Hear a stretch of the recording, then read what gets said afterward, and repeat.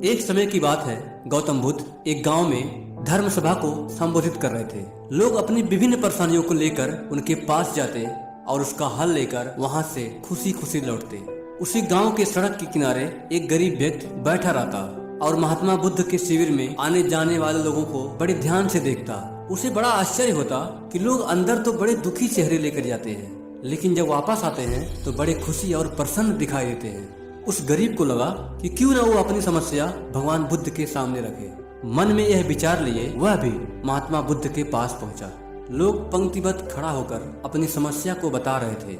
जब उसकी बारी आई तो सबसे पहले महात्मा बुद्ध को प्रणाम किया और फिर कहा, भगवान, इस गांव में लगभग सभी लोग संपन्न और समृद्ध है, फिर मैं ही क्यों गरीब हूँ। इस पर बुद्ध ने मुस्कुराते हुए कहा कि तुम गरीब और निर्धन इसलिए हो क्योंकि तुमने आज तक किसी को कुछ नहीं दिया।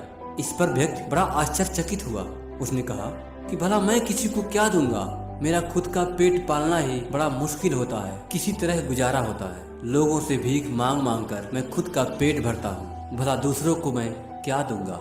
भगवान बुद्ध कुछ देर शांत रहे, फिर बोले, तुम बड़े अज्ञानी हो। औरों के साथ बांटने के लिए ईश्वर ने तुम्हें बहुत कुछ दिया है, मुस्कुराहट दी है जिससे तुम लोगों में आशा की संचार कर सकते हो, मुख दिया है ताकि लोगों से दो मीठे शब्द बोल सको, उसकी प्रशंसा कर सकते हो, दो हाथ दिए हैं, लोगों की मदद कर सकते हो।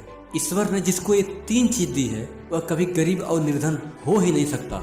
निर्धनता का विचार आदमी के मन में होता, यह एक भ्रम है, इसे निकाल दो और कभी भी मन में निर्धनता का भाव उत्पन्न ना होने दो और जहाँ तक हो सके करना शुरू कर दो।